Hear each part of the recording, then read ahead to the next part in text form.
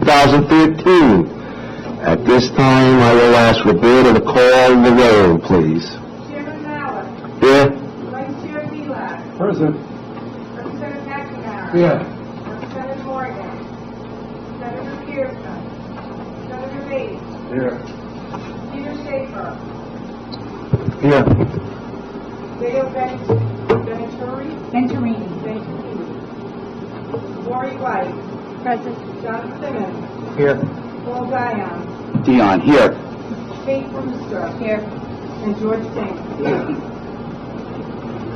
At this time, I'd like to put into the record that Senator Pearson couldn't make it because of work commitments. I got an email from him.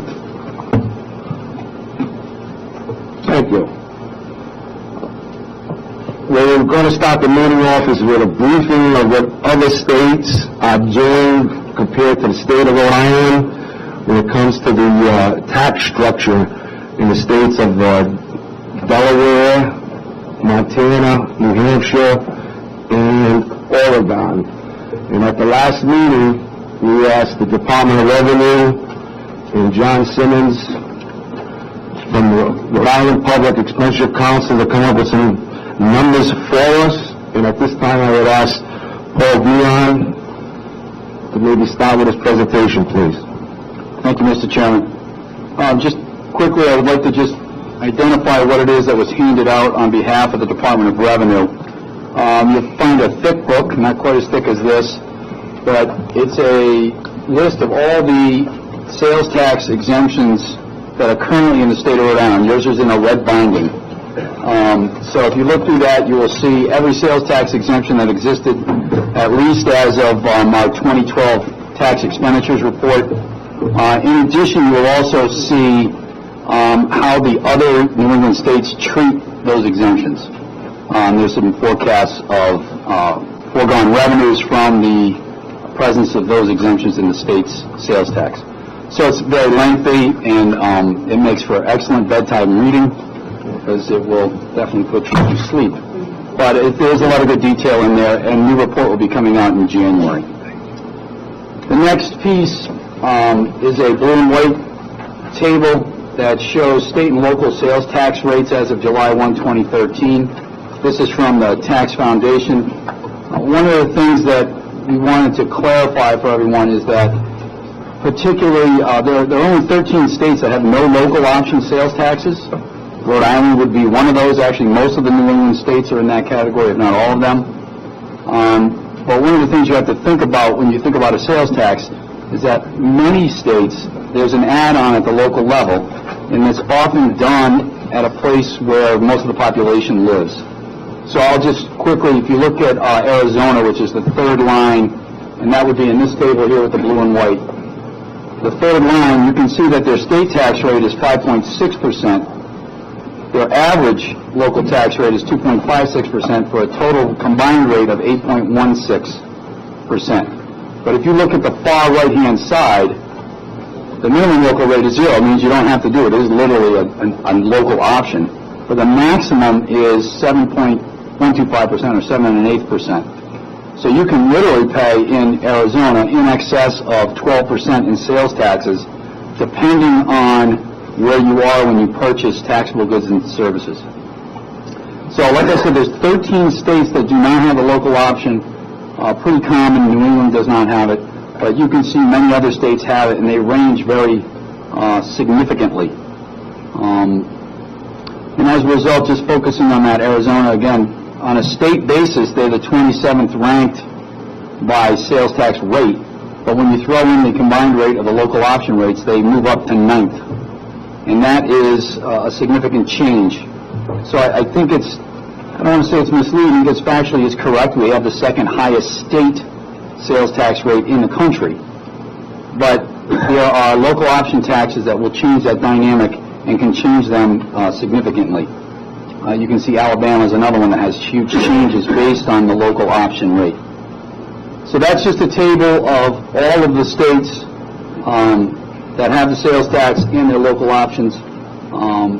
You can see, for example, Alaska, which is a no sales tax state, has a local option sales tax that can range up to 7.5%. So I just wanted to put that out there as a point of clarification.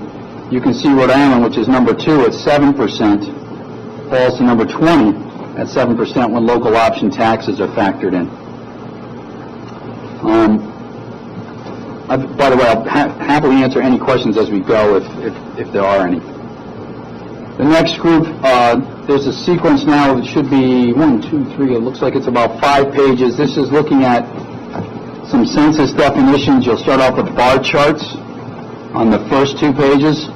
So this is looking at census definitions of, we focused on state revenue sources so that we could compare Rhode Island's revenue structure to that of the New England states as well as the non-sales tax states. So I'll just show you briefly here. You'll see, I believe the first bar chart is the New England states, and you can see Rhode Island there on the far left, Massachusetts, Connecticut, Maine, New Hampshire, Vermont. Obviously, one of the distinguishing characteristics of, say, Rhode Island relative to most of the other states in New England is the relatively low percentage of our own source revenues that is related to the income tax, personal income taxes, 22.96% versus 37.7% Mass, 38.2% in Connecticut, 28.4% in Maine. We're obviously ahead of Vermont, but Vermont has a very large state property tax. We have literally a non-existent state property tax, so small you can't even see it in the bar. Similarly, you can see New Hampshire obviously has no sales and use taxes general, no personal income taxes. They do have a state property tax. They have the highest percentage of corporate income taxes. They also have liquor store revenue, which has generated significant revenues for the general fund. I think it was last year the transfer was about $140 million. So that's in profits that were transferred from the liquor store fund to the state general fund. Just to put that in context, that's basically our corporate income tax. Actually, it's more than our corporate income tax, but give you a rough idea of where that would be. So that's what the New England states look like. The next page you'll see there is the non-sales tax states. So Rhode Island and New Hampshire repeat in this particular bar graph. And then you can see, for example, Delaware, which is a non-state sales tax state. And they have, for example, one of their biggest categories of revenue is in other taxes. And other taxes for them would include, I want to make sure I read it correctly, documentary and stock transfer taxes. As being the sort of corporate and corporation capital of the United States, Delaware receives significant amounts of revenue simply from that designation in charging stock transfer taxes. So that makes up for a large chunk of revenues for them. In addition, they have a certain amount of current charges are higher as well, and you can see that their personal income taxes are relatively high, not as high as Rhode Island's, but relatively high. Alaska, for example, if you look at the bottom blue part of that, 44.87% of their revenues are from severance taxes, which would be primarily oil, but not exclusively oil. Montana on the far right is similar, with about 13.2% in severance taxes, and another 7% in a state property tax. And then Oregon, which also has no sales tax, gets about 40.23% of its own source general revenues from the income tax. So the structure of the tax systems are very different between the non-sales tax and the sales tax states. Some of them have unique circumstances which allow them to forego the sales tax. The ones that don't make up for it in other ways, primarily in Oregon through the income tax. The next couple of slides, you'll see some tables in here. That's the basis for the data we have in our graphs. And then finally, the last sheet is just a definition of the census definition of the various revenue sources. Bless you. The next piece, excuse me one second, let me just shuffle a couple things here. These are some tables that my office created based on what is in the back, which is a state retail sales taxes in 2011 by Professor Mike Sell at Indiana University. He's a very well-known sales tax authority in the country. And that I left you the original article, which is in the back. The 4 tables that I'll show you are just derived from his data. He does use the census data, make some adjustments to account for certain things. And I tried to highlight in red or blue, at least Rhode Island, Connecticut, and Massachusetts. The very first table you'd see is called Adjusted Sales Tax Collections to State Personal Income Rank. So we are at 26th in the country with the ratio of our adjusted sales taxes to our personal income, which is higher than both Connecticut and Massachusetts, largely driven by the fact that they are significantly wealthier than we are. Both of those states typically are in the top 3 of the wealthiest states in the country. The next table, which is titled Adjusted Sales Tax Collections Per Capita Rank, shows the adjusted sales tax collections per capita of the states that have a sales tax. And again, Rhode Island here is 20th, behind Connecticut at 17th, but ahead of Massachusetts at 22nd. So we're really not far out of line with Massachusetts and Connecticut in this particular case. And about middle of the pack, if you consider there's about 45 states with a sales tax. Now remember, this is state sales tax revenues. The breadth of the base, which is an important issue, the next table will show you the breadth of the base in 2011 and our rank there. Rhode Island ranks 40th for sales tax base breadth. What does that mean? It means what do we tax? What is subject to the sales tax in the state of Rhode Island? The first item I handed out to you is about 75 pages of exemptions in the state of Rhode Island. Now, that's not all. There's some description in there, etc. But we do not tax many items that other states commonly tax. And, in fact, many states tax at the local level items that even at the state level are exempted. So that's the 2011 table is first. The 2011 breadth of base is first. That ranks us at 40th. The next page actually shows us where we were in 2008, where we were ranked 39th. So we've actually moved down, right? Our sales tax base has gotten narrower in that 4-year period based on Dr. Mike Sell's analysis. So I think it's important to realize that the breadth of the base and the rate go hand in hand. So, and the local option. If you allow local options, or if you have a broad base, right, the state sales tax rate can be lower. The obvious ones we don't tax that other states tax are things like clothing, which now we only tax for an item that's above $250 or above. Many states tax clothing at the first dollar. Some states, West Virginia, for example, tax groceries, apply the sales tax to their groceries. So those are some areas. I'm not advocating for either. I'm not advocating for anything. I'm just trying to lay out what the other states are doing. You can see that there's that type of trade-off, and it's something that has to be taken into account when you look at any sort of sales tax comparisons.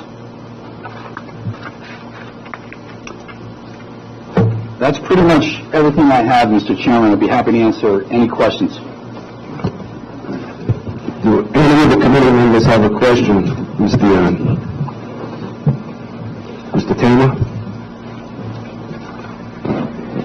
You did an excellent job in all this data, but I'm curious, as a professional, what stands out in your mind as a surprise relative to Rhode Island? In terms of the information there's lots of surprises. No, but in terms of the information you just looked at? Yes. We tend to have, I guess I'm not surprised as I look at the data all the time, but we tend to have one of the most balanced tax systems in the country.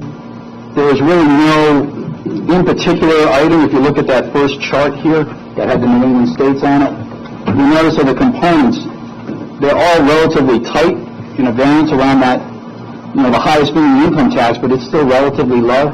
So we have a fairly broad base of revenue sources. I think it's a little more surprising when you realize that most of the New England states are much more heavily tilted toward things like the income tax, and depending on what the state is, sometimes the sales tax. Obviously, Vermont tilted heavily toward a property tax, which we do not have at the state level. And that balance is generally, and I'll let John talk about this here in a minute, but then generally that balance in a revenue structure tends to be desirable because it allows for you to absorb, hits, if you will, to certain areas that you can, offset with others. Keep in mind that obviously Rhode Island is a very small state geographically, close proximity to borders, so we have significantly more leakages over the border than, say, an Oregon would, who has no sales tax and a high income tax, and actually borders the state of Washington that has a high sales tax and no income tax. But it's where your population is distributed that really matters. But I think, in particular, this slide really shows the balance in Rhode Island's revenue structure. And I think that most people don't really realize that when they first look at that type of data. Thank you. Thank you. Senator Freelight? Yes.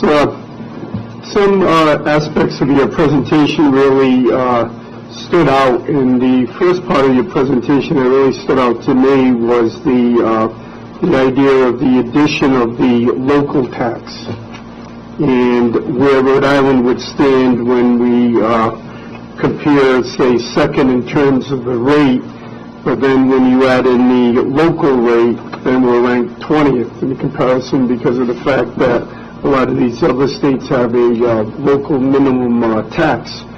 Another aspect that really stands out is the fact that you mentioned the number of exemptions that we have in terms of from the sales tax. And I remember a few years back when Governor Chafee submitted his budget proposal that had an additional 36 more items at 6%, because his goal was to decrease it from 7 to 6%, and he stated that he wanted 36 additional items at 6% and another 43 items at 1%. So that means an additional 79 items were going to be taxed at different rates, but the net result was going to be, I believe, maybe an additional 280 million in more taxes, but the decrease was going to be about 125 million or so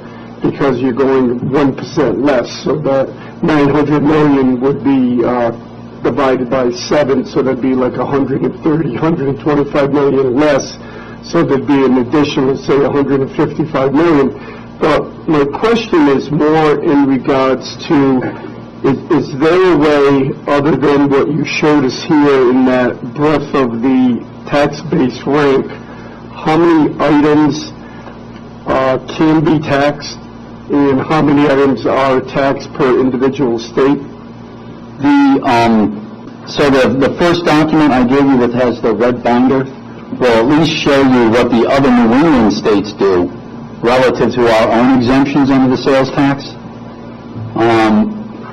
To do it for all 45 sales tax states would be pretty arduous. Most of the information I have in that red binder, I actually went through and read the statutes of each one of the states, so it can be pretty complicated. There are some other base items that we can look at. We have done surveys. The Federation of Tax Administrators has done surveys to look at taxation of services, etc. So I'm not going to tell you it's impossible. I could probably give you some broader level information on, particularly on services. Most states who have a sales tax tangible personal property already. The real variance, I think, comes through the services piece of it, and then of course for us it's the clothing, it's food, essentially groceries, for lack of a better term, and I'm trying to, boats. We don't tax boats, but pretty much every other state does. I'm trying to think of a few other scenarios like that. Okay. But I guess the lesson to be learned here is, number one, don't be fixated on the rate itself because of the fact that the 7% says, all right, you're ranked number 2 in the nation, but in reality, we're ranked 20th. And the other aspect being that since we have a number of exemptions, that puts us, and maybe you could explain this, that breadth of base rank again? Sure. Basically, the breadth of base looks at sort of your taxable sales tax base as a percentage of sort of your personal income, for lack of the best way to think about it. So what are we taxing out of what we potentially could spend? And so when you see that number of 0.25, we're saying that about 25% of our sales tax base is, our sales are subject to tax as a percentage sort of our income. That's the best way it's calculated, to try and normalize across the fact that when you have higher income levels, you tend to consume more, and therefore you tend to collect more taxes. So they try and measure it across that. The real odd one, Senator, is if you look at Hawaii, which is first, the breadth of base in 2011 for them is over 100%. And you first look at that and you think to yourself, how can that possibly be? But for them, it's the fact that you and I are actually paying their sales tax when we go vacation in Hawaii. So a lot of their sales tax is oriented toward the tourist industry, not exclusively, however, because they are an island that's 2,800 miles from anywhere else. I suppose Amazon.com's chipped away at that as well, but that's generally how it looks. It's where my collections look like my tax base as a percentage of my personal income. But again, I guess the striking aspect is the number of items that individual states tax. Correct. Right? Correct. There are, there's no question. I mean, like I said, we can probably get you some pretty good information, particularly on the services piece of it. Most states, again, tax tangible personal property, including things like clothing and boats that we exempt.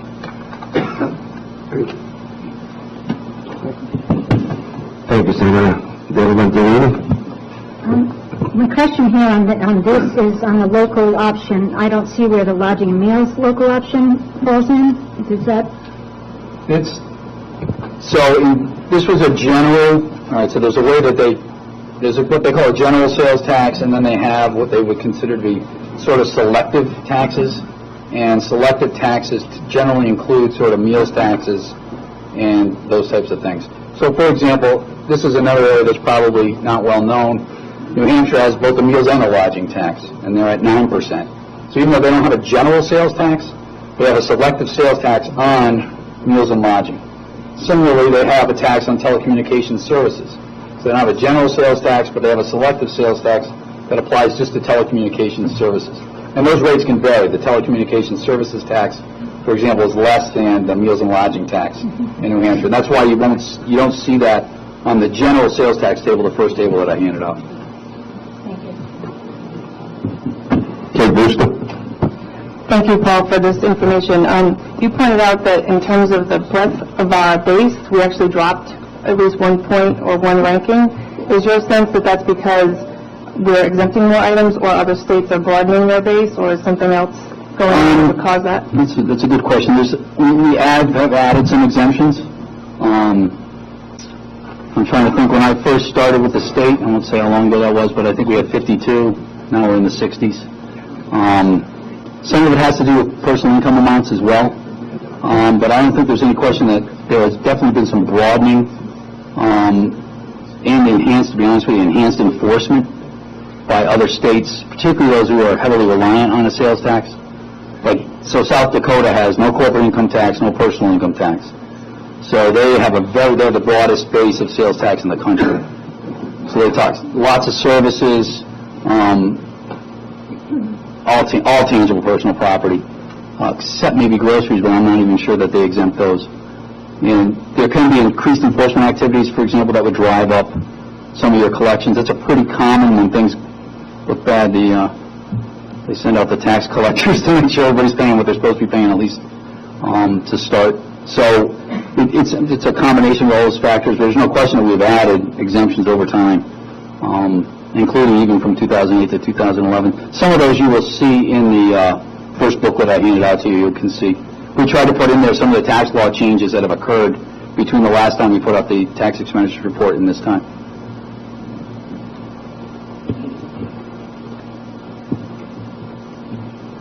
Any other questions? Before we go on to John Simmons' presentation, I'd like to also address what we're here for, and it's about the sales tax provision. You know, over here I'm looking at these numbers here. You know, we're ranked second highest in the country at 7% sales tax, but overall 20th in the country overall taxes. Where we see our ratings in both of them is not working. That's why we're here today, and that's why this commission is here today, to try to find out where we can get the most bang for our buck. You know, not to raise an income tax, not to raise this, maybe make some cuts here, make some cuts there, but we have to find a happy medium. Earlier in Paul's presentation, he made the statement like with Oregon and Washington. He stated, well, Oregon doesn't have a sales tax, but it has, I think, a higher income tax than Washington. Those two states decided what works for them. What I see here in Rhode Island, we are all over the board. We have to pinpoint what's going to work for this state. Maybe it's not the sales tax. When we conclude this commission at the end of the year, maybe we're going to say it's not this. Maybe it's going to be income tax. But we have to find a way to make it work. Because what we're doing now, we just heard the other day, again, our unemployment rate went up to 9.1%. Massachusetts is 7.2%. New Hampshire, no sales tax. 5%. Is there a reason for it? And that's where I hope we can find those reasons with this commission. So at that time, John, can you find me the answers, please? I was going to answer it by saying yes. We have more questions than answers, I think. But I think what you're indicating here, Mr. Chairman, is on the rankings themselves, and when you look at the 7%, and you look at the rankings by all the national ones, they look at the 7%. They don't necessarily look at the base. And they don't compare the base as much. And so we rank on, whether it's the Tax Foundation, CNBC, or the other ones, the ranking is based more on the 7% than the smaller base. The analysis done by the other gentleman, I think, is much more accurate when you look at both together, the base, and you take it out of personal income or on the per capita basis. And there we have, as I think Paul has indicated, a balanced approach to some extent. But what I'd like to be able to do, Mr. Chairman, is just to go through the presentation that we have made. We took a little bit of a different tack than Paul, and in our discussions with him, he was going to take more of the analysis of the comparability across the states as to what's in the base, what's in the rate, and a variety of other items, and we wanted to look for instead first on the overview, sort of the history of the sales tax within Rhode Island, and you can see it has a sort of a starting point in 1947 where it was 1%, and now it's currently at 7%, was adjusted in 1990. There's been some rate on the 1 to 7%, there was a 1% added for DEPCO and things of that nature, but we're at a current 7%. You can see the history of the tax. And then when we look at a national comparison, much of what Paul has talked about and how we do it, and the national total of all state general selective sales and gross receipts is around $367 billion, or 48% of all the tax revenue in the country. Of this, the general sales tax revenue was about $235 billion, or 31% of the tax revenue. We are around 29% of revenue for Rhode Island. And the chart on the other side gives you a sort of a feel for where Rhode Island has its taxes, the personal income tax, and the changes over time on the sales tax and the other tax issues. One of the items is go forward just on the 214, around $887 million in general sales and use taxes. It's an increase of about 1%, 1.7% over 213. Over time, the state's tax has grown somewhat significant over time. And it is, as you can see on the chart on the right-hand side, the collection amount since 2003 up until now, you can see it's had a fairly up and down curve as to the collection, but it is relatively stable when you look at the other items within the state. We wanted to take a look and to back up what you were talking about, Mr. Chairman, is that when you're going to consider the item of the sales tax, it has to be done in a holistic approach. You have to look at the sales taxes and how it affects the state itself, and you have to look at its component parts. So we look at the rate, and you can see the rates are varying over the nation. If you look at the ranking, for instance, in the New England states, Connecticut is the 11th. If you look at the rankings, the local, we are much better off with the local added onto the measurement. But if you look at the rate, and then you have to look at the base, and Paul spent a lot of time on the base side of it. And here we looked at a variety of the New England states, and we did four categories. One was business inputs, groceries, prescription drugs, and clothing. And we looked at those items over the New England states, who does exempt them and who taxes them.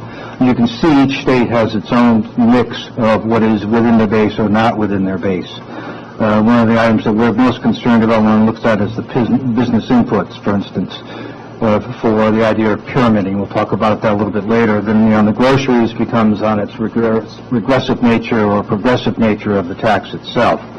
And you can see on the business inputs, there's been a number of studies on the cost of doing business. Which is the Council of State Taxation, does some analysis of it, and the pyramiding of business taxes. It makes us substantially less competitive. If I go on to groceries, you can see some states exempt it, some do not. Mass, for instance, does tax candy as groceries. They do soda. So there is a narrative even within the grocery items of what is taxed and what is not taxed. Prescription drugs, the same in clothing, and that has changed over time. The remote sales, for instance, now is being much more of an issue that has been under scrutiny as the Amazon tax, which Rhode Island has done, and then the national issue as to eliminating or taxing online sales. And there the issue is we're not sure what that order of magnitude is for the state of Rhode Island or nationally, but it seems like that is an issue that is coming. It seems much more interest now both on the Senate and the House side to enact the authorization for local or state governments to tax online sales. One of the items we talked about before was when you consider the base rate, and then you have to look at the cross-border impact. And here we list a variety of studies that have been somewhat inconclusive as to what the cross-border impact is. We in Rhode Island, if you look at our population, and if I remember correctly, about 70+% of our population is within a 10-mile radius of either Massachusetts or Connecticut. So the cross-border impact is seemingly significant, but we have not been able to determine whether it is, what value it is, or how significant is the cross-border effect. The sales tax changes is next we talked about. Over time, the idea of moving to tax footwear, clothing, putting them in, putting them out. I think the question was asked what's happened to the base with other states, and you're going to find it's a mix. So some other states have increased the base. We actually increased the base within Rhode Island as well and put some items in for taxation in that period of time. So one of the items when you do the ranking, it's hard to do the comparison because some states will add in items and other states will not. So the movement is very difficult to measure unless you go to each state and see what's happened over time. And the other problem is it's a tax foundation. They, for instance, changed their analysis of what is in or not in the sales tax, so you have a different measurement. One of the things I wanted to spend a little bit of time as we go through in the broader context of looking at the sales tax is that the attributes of a high-quality revenue system, and that ultimately is what we're looking at. The sales tax and income tax makes up the state's revenue. And so if you look at the mix of the two of them versus other states, you have to look at what the really is, what's an attribute of a high-quality revenue system as we have to look at. And there at page 10, there are a series of issues. It should have a complementary, including the finance of both state and local governments. Produces revenue in a reliable manner. It has to be reliable with both the payer as well as the receiver of the funding. It has to have a balanced variety of revenue sources. It treats individuals equitably. Minimum requirements of an equitable system that imposes similar tax burdens on people in similar circumstances. So the equitable, whether it's vertical, horizontal equitability is as important as the tax that promotes a fair and efficient and effective administration. And these are the ideas within a reasonable tax system. And these principles apply more easily to revenue systems than they do in individual components of any tax. And we list a variety of them. Then there's a series of questions that we would ask as well. Does the state rely too heavily on one type of tax, personal income tax or property tax or consumption tax? One of the ideas within Rhode Island, the heaviest tax burden actually in Rhode Island is neither the income tax nor the sales tax, but rather the property tax. And that pays for the large portion of local government. So when you look at it nationally, you will find that Rhode Island relies much more heavily on the property tax to support state and local services. Are the tax revenues produced in a reliable and stable manner, or are they subject to extreme highs and lows? And here it comes back to the mix of the revenues on sales tax versus income tax. Income tax can be more volatile than the sales tax. It is more volatile than the property tax. So our mix currently today is less volatile than other states which have an income tax. Because you can have an income tax flow that's quite high, whether it's on capital gains or capital losses or income generation. So the sales tax is much more of a stable tax as well as the property tax. So we have seemingly a stable system if you look over time. Especially if you go back to 2008, 2009, and many other states had a higher percentage of proportional loss of revenue than Rhode Island did because of the structure of the Rhode Island tax. Is the overall tax system progressive, or does it impose a larger burden on lower income individuals?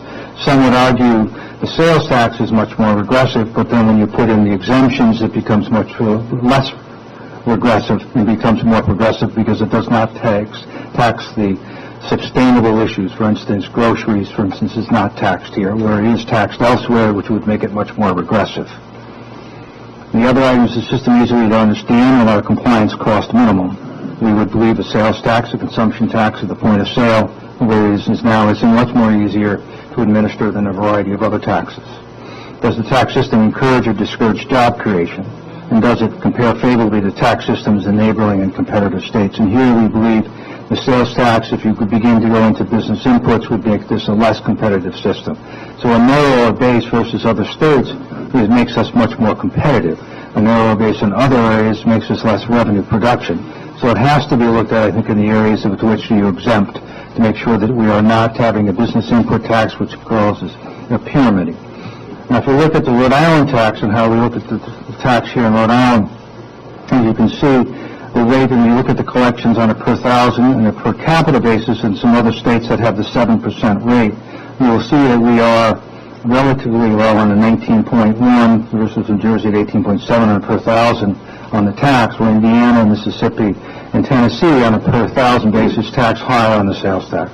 On a per capita, however, we are a little bit higher, the lowest on a per capita basis. So we take more of income, but it's less on a per capita basis than other states which have the 7% rate. Pyramiding, ratio of consumption, and income-based taxes are all important issues that this committee should consider. With that, Mr. Chairman, we would be willing to look at the Federation of Tax Administrators, which does do an analysis of all 50 states on the items that are exempt. As Paul indicated, however, it goes back, I think the latest one it did was around 2007, 2008. So the accuracy would be probably fairly off, but we can give you a fairly broad context of the types of things that are exempted across the country. Again, that would be something that would be old, about 2007. That's available, and we could provide that if the committee feels appropriate. And that, Mr. Chairman, I'll conclude and answer any questions. Thank you. Thank you, John. Any questions? Senator Bates? Thank you, John. Maybe Paul can answer this question. Do any of the states, New England or across the country, reimburse the merchants for the administrative costs of collecting and submitting the taxes? Yes. I can't say specifically for New England because I'm not 100% sure, but there are definitely allowances for collection in other states. The range, there's some on a percentage basis, some are just flat fees. But I can't say for sure about specifically New England, but I know it does go on in other states. If you have a chance, could you get some kind of an idea as to what the reimbursement rates are? Sure can. Thank you. Any other questions? Seeing none, thank you, John, for your, and Paul, for your information. I'd like to apologize to the committee at this time for just receiving this information, and I expect all of you to study hard and you'll be asking questions at the last meeting. But at this time, I'm going to take outside testimony, and we have one person who signed up, Mike Stenhouse from Rhode Island Freedom and Prosperity Group. Mike, would you like to come up front, please?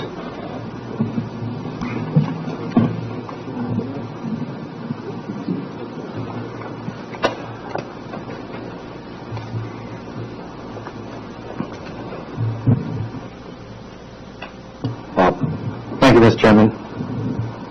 Commission members, thank you for allowing me to testify. My name is Mike Stenhouse. I'm the CEO for the Rhode Island Center for Freedom and Prosperity. I'm a lifelong Rhode Island resident.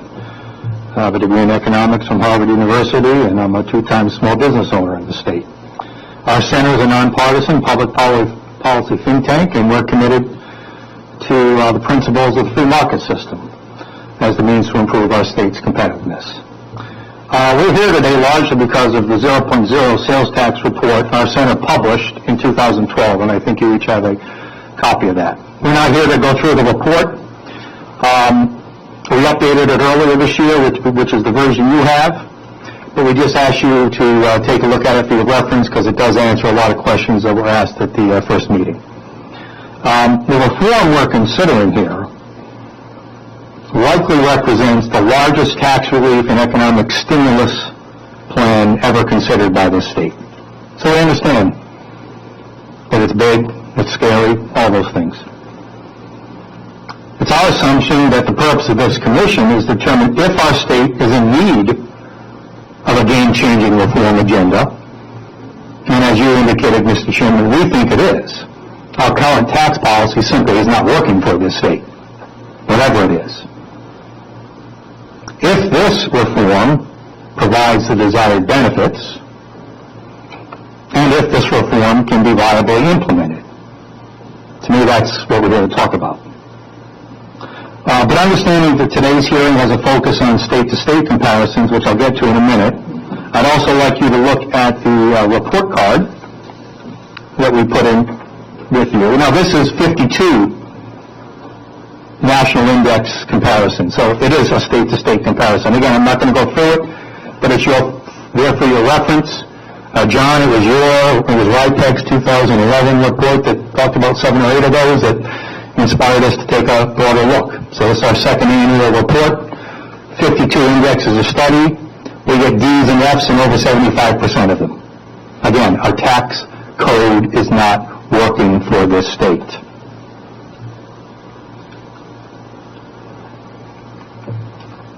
I just returned from a national conference in Oklahoma City last week, where all my colleague think tanks, as part of the State Policy Network, met for their annual convention.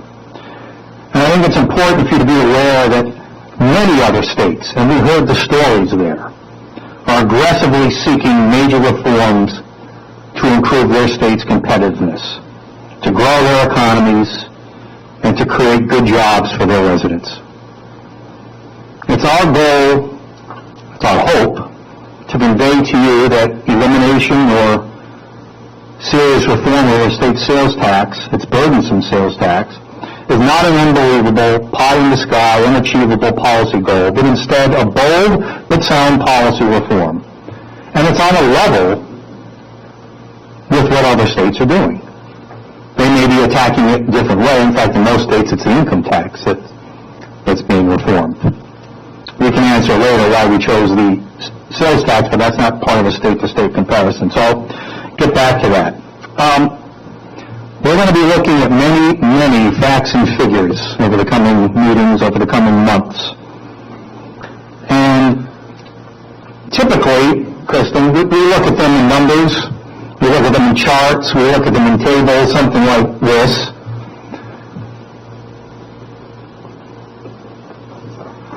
You know, we can do out-migration. It's a big problem. We know we're losing people in this state. But again, that's just more numbers. What we're really talking about is families here. There are real people behind those numbers. There are families missing from our dinner tables right now.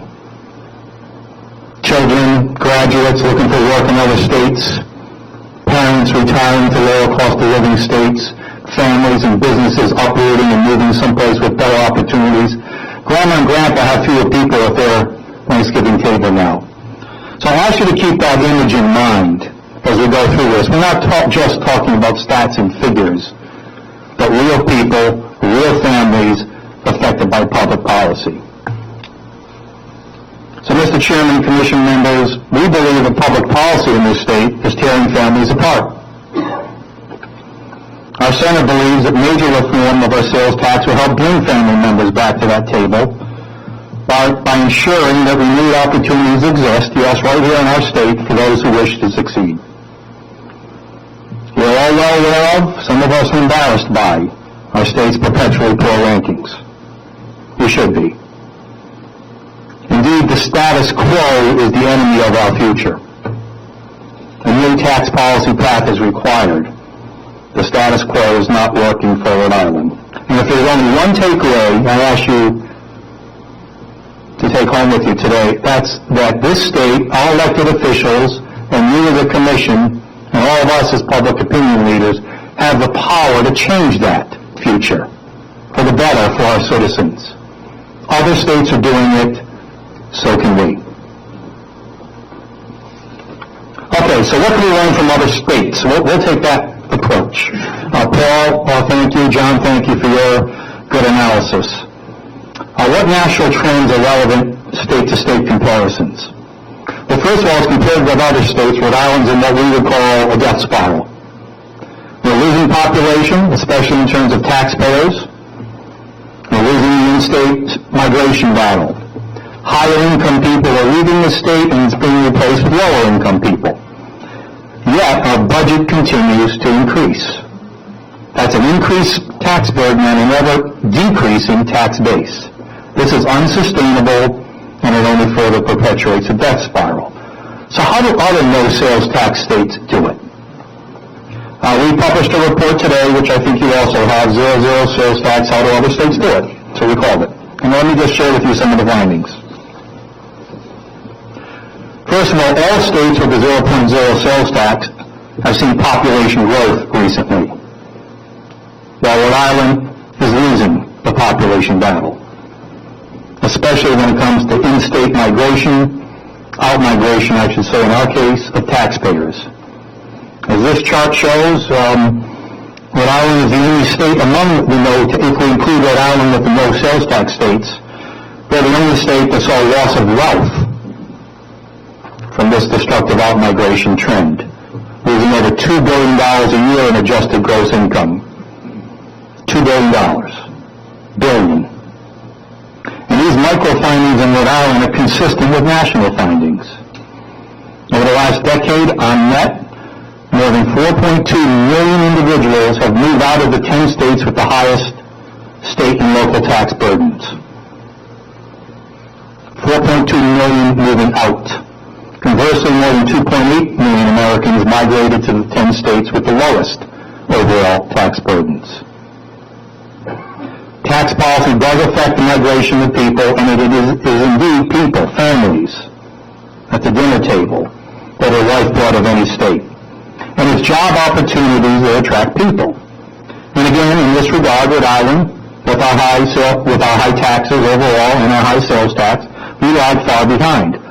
Last week's unemployment report going in the wrong direction should be a huge wake-up call. Rhode Island by far has the highest unemployment rate versus the 0.0 sales tax states, and is double that in New Hampshire. The 0.0 sales tax states saw 191% to 323% higher jobs growth in the past year than Rhode Island. All 0.0 sales tax states also weathered the recent recession in terms of jobs far better than Rhode Island did. You know, Rhode Island, only by a slim margin, is the second worst in the nation when it comes to recovering jobs compared to where we were at pre-recession peaks. Only Michigan is worse, but Michigan's getting better. They're moving up that scale, we're moving down. We're going to pass them soon and end up last there. Again, current status quo tax policy is not working in Rhode Island. So the findings are clear. Other states without a sales tax are attracting people by growing jobs. From a tax rate perspective, we also find that other 0.0 sales tax states are not resorting generally to a philosophy of charging higher tax rates in other areas to produce revenues. In fact, every 0.0 sales tax state has a lower corporate tax rate.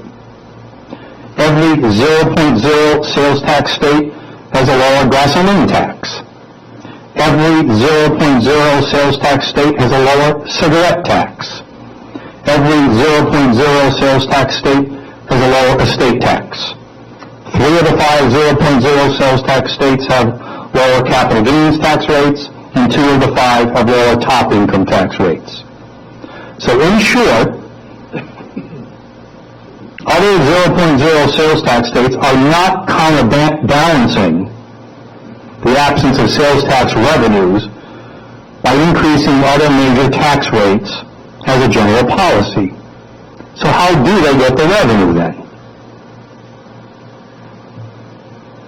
So we look at traditional budgetary issues, revenues and spending. First, with regard to revenues, and following up on what I just told you about the other rates, other states are receiving higher revenues. How can that be? Their strategy is not to increase rates. Their strategy is consistent with the findings in our 0.0 report, that without raising rates, you can increase revenues in other areas through an invigorated and growing economy, keeping other rates the same. This is apparently what other 0.0 sales tax states are doing. That is, they have a healthier economy. And the subsequent growth in their tax base, people coming into their state and sitting at the dinner table, and revenues derived from other tax areas produce the funds they need to run their state without imposing higher tax rates. Yes, as Paul mentioned, there are some fees and things of that nature where especially Delaware makes a good example of that, where they charge corporate fees. But each of these no sales tax states have healthier economies than Rhode Island, and each of these states collects the revenues they need due to increased economic activity, again, not due to higher tax rates. And again, Delaware is the best example of that. They collect $236 per person more in corporate tax revenues with a lower tax rate. Because, as Paul mentioned, of all the companies going there and all the other economic activity.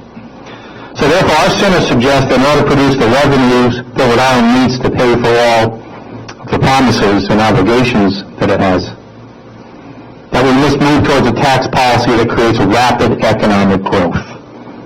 And sales tax reform, by our studies, is the reform that will produce the most rapid results.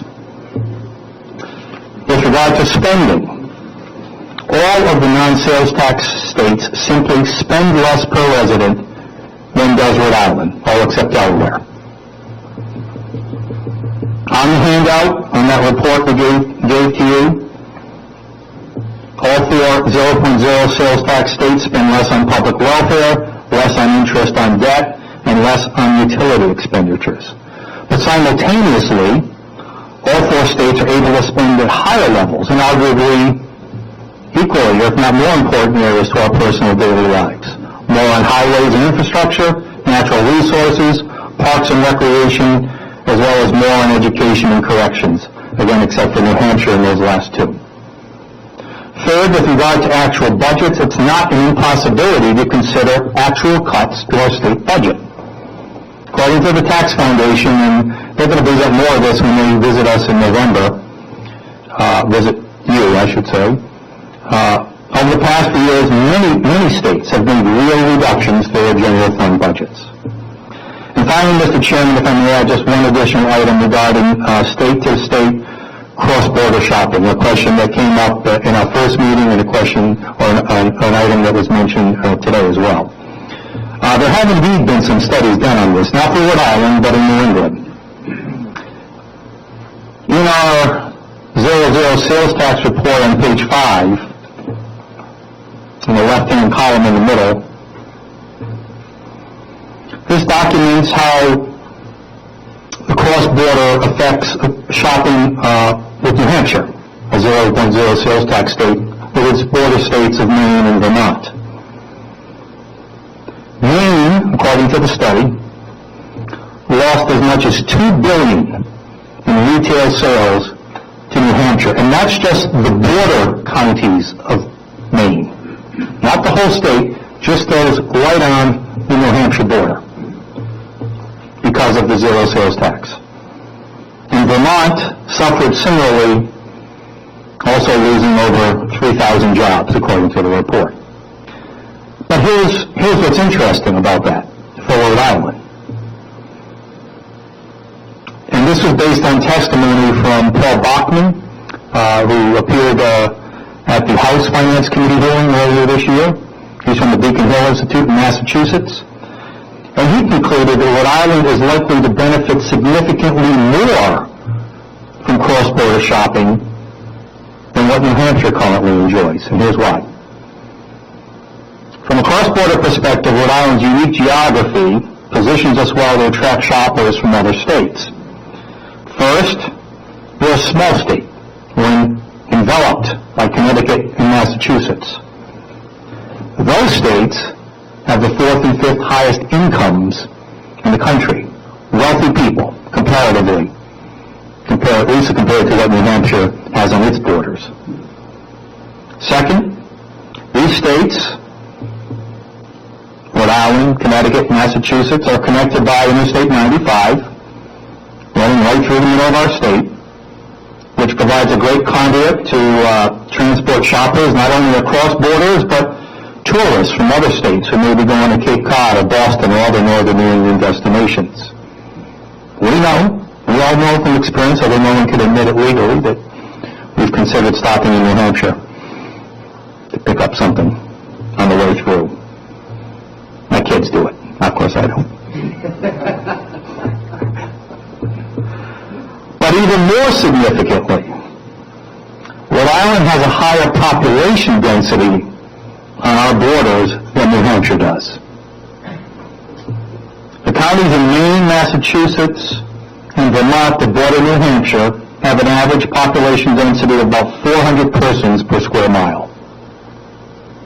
Conversely, the Massachusetts and Connecticut border counties on our border of Rhode Island have a population density of 1,500 people per square mile, almost 4 times as much. So in short, Rhode Island has many more and more wealthy potential shoppers on its borders ready to stream into our state and buy our stuff than does New Hampshire. This is why we believe sales tax reform is that game-changing reform that will alter the status quo. I thank you for your time and will answer any questions you have. Thank you, Mike. Questions for the committee? Representative McNamara. Thank you, Mr. Chairman, and thank you, Mr. Stenhouse. Very interesting report. I've heard a lot about it, and I want to welcome Mr. Stenhouse to the committee. Former neighbor in Warwick, and his parents are my constituents. We'll claim him in District 19. I didn't know that, Representative. I think it's very interesting, Mike. Last weekend I was in Kittery, Maine, and the retail establishment in Kittery, the Trading Post, is phenomenal. And to see that if their tax had kept to the zero rate of New Hampshire, this report said that it would increase by $2.2 billion. Is that correct? That's according to a study, yes. Wow, that is a tremendous difference.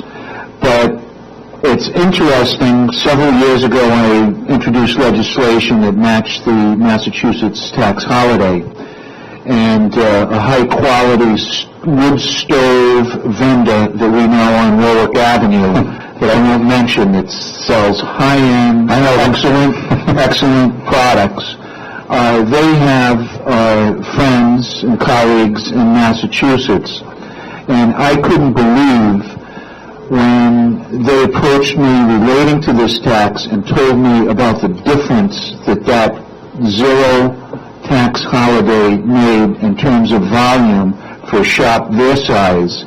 And when I introduced the legislation, I was contacted by vendors and business people on Route 2 in Warwick, State's Retail Center, and the computer industry and the business segment industry, and they also said that people buying laptops and computers for schools, and I believe it was Connecticut, had a tax-free holiday, made a tremendous impact.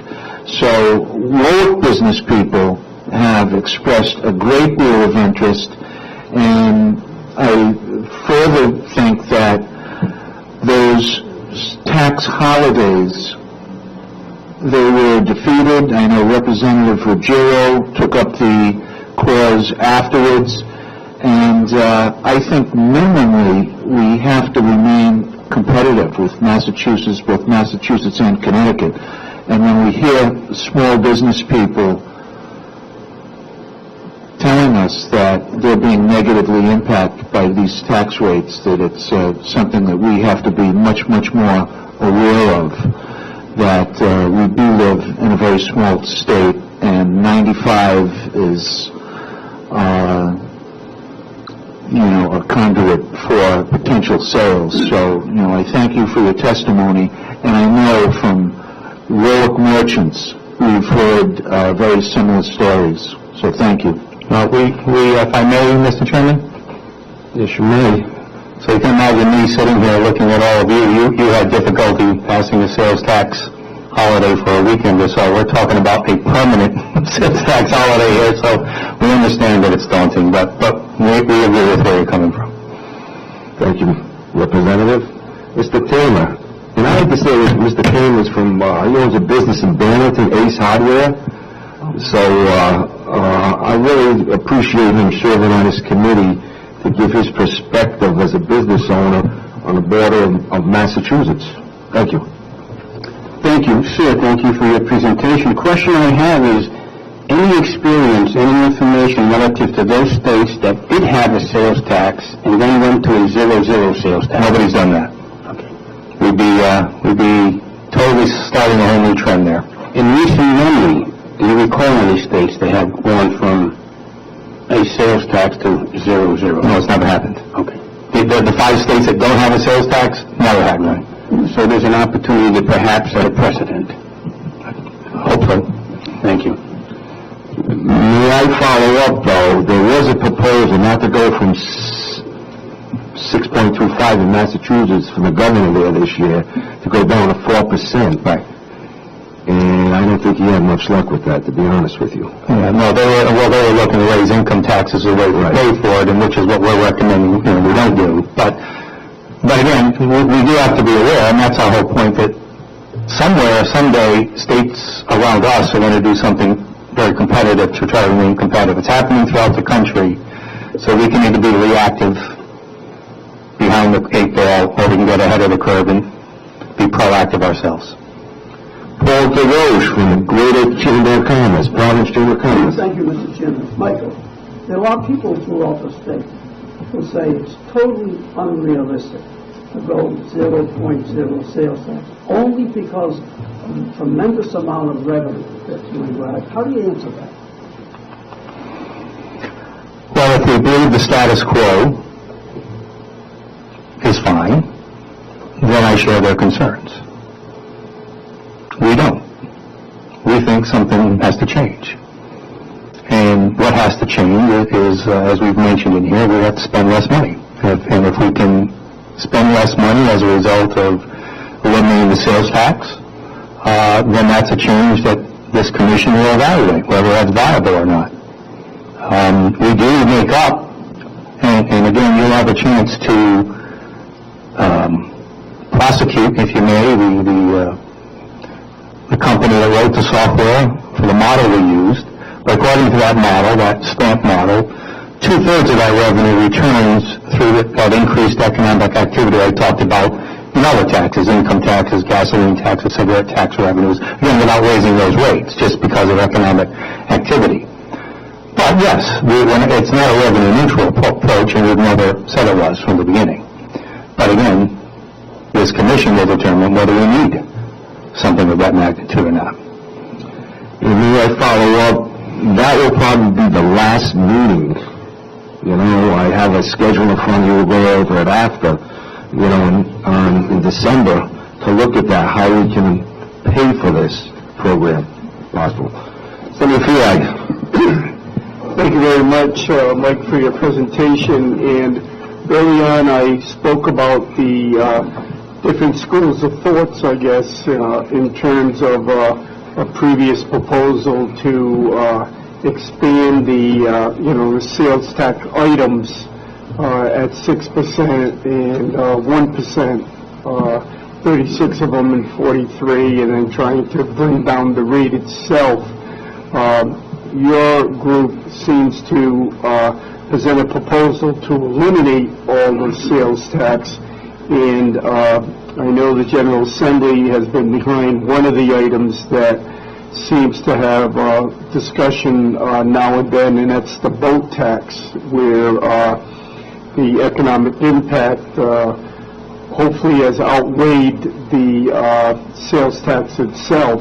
So I guess my question to you would be, as we go towards this game changer, and obviously you want to do it all at once, and it seems like there's a reluctancy upon the General Assembly to even do it for a day or a weekend, as we say, are there specific items out of the hundreds of items that we tax that could be considered a game changer in terms of there shouldn't be a tax on it, because the other side of the pendulum would be that we would garner more jobs or have a better investment rather than taxing that particular item or items?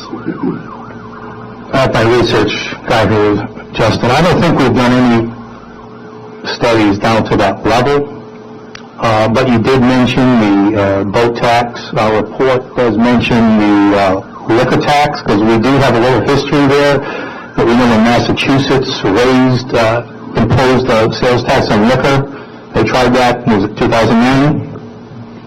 Around there, anyway, maybe earlier, that Rhode Island liquor store owners immediately saw an increase in sales, and up to 50 to 60% in some cases. Immediately were able to hire more people or give people more hours. And the boat tax was another sales tax we saw that hurt an industry in Rhode Island. So we don't have that granular data like you asked, and of course it's oversimplifying it, but if no sales tax is good on the liquor side and on the boat side, then why isn't it good for all sides? Yeah, I realize that, but there's probably some items that maybe are impacted more or could have a greater bang for the buck. For instance, maybe laptops or something, or maybe cars, or maybe liquor, as you mentioned, something that would change that industry such that there'd be a better creation of jobs, and it wouldn't be as big of a risk from the state in terms of that $900 million nut, as we said. I don't have any of those breakdowns. Paul, how do you guys break down that? We have a sales tax simulation model that does look at in granular data to the extent that it's possible.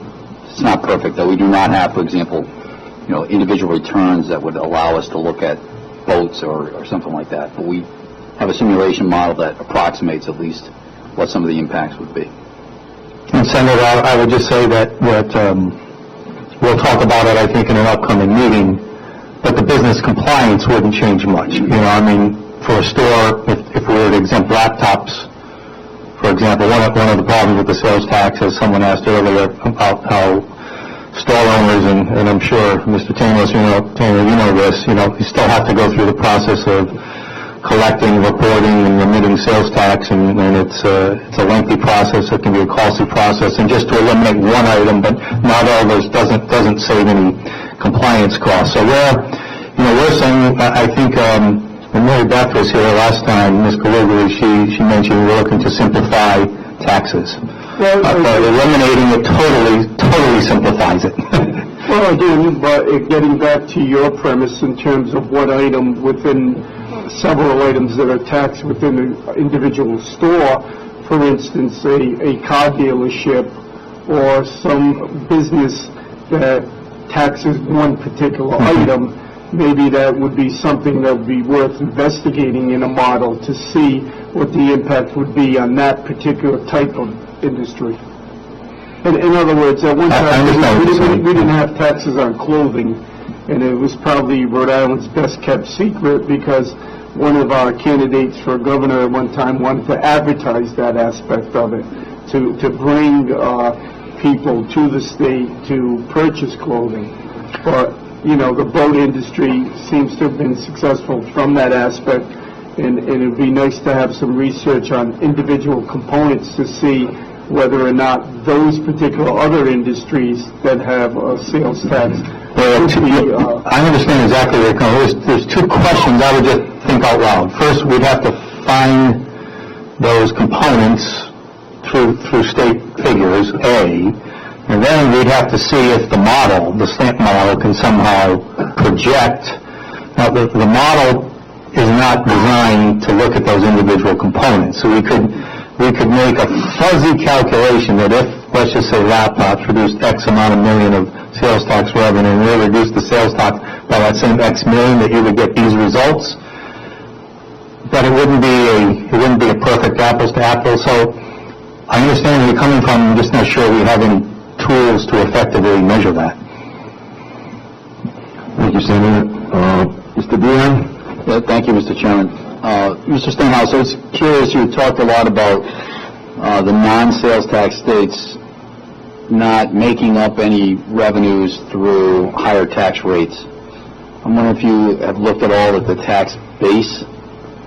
In particular, if you think about the non-sales tax states that have an income tax, what does their income tax base look like relative to the sales tax states? When you say base, when does at what level of taxable income does the hierarchy and all that? When do the rates start to kick in? We have not looked at that yet. I can tell you a little bit because I learned a long time ago you never ask a question that you don't know the answer to. But I can. Let's just talk about Massachusetts and their rate at 5. It's either 5.3 or 5.25. I always seem to get conflicting reports on that. But if you just talk about Massachusetts' income tax rate, that kicks in at 5.25% at $1 of taxable income, and that's a pretty hefty rate, particularly for those lower incomes, less than a couple $100,000 a year. So I just want you to be careful when you think about that, is that the base is important not only for sales tax, but also for when you talk about income taxes, corporate income taxes, whether or not you're a combined reporting. I could go on, and I won't do that. Combined reporting states, etc. We do understand that, and while we didn't look exactly the way you did, we tried to break revenues down on a per capita basis, which is a half a step towards what you're talking about, but not to the extent that you did. So in our report today, you'll see that everything was broken down on a per capita basis, not so revenues of this per capita, spending on that per capita, but it doesn't quite take it to the level that you suggest. One other comment, Mr. Chairman, I'd like to make is this. Hopefully we can keep in mind that the intent of the sales tax is to be a tax on final consumption. To reiterate John's point earlier, it is not, the intent of it is not to be a tax on business inputs. And I'll just tell you personally, it's not speaking for the Department of Revenue, the executive branch of this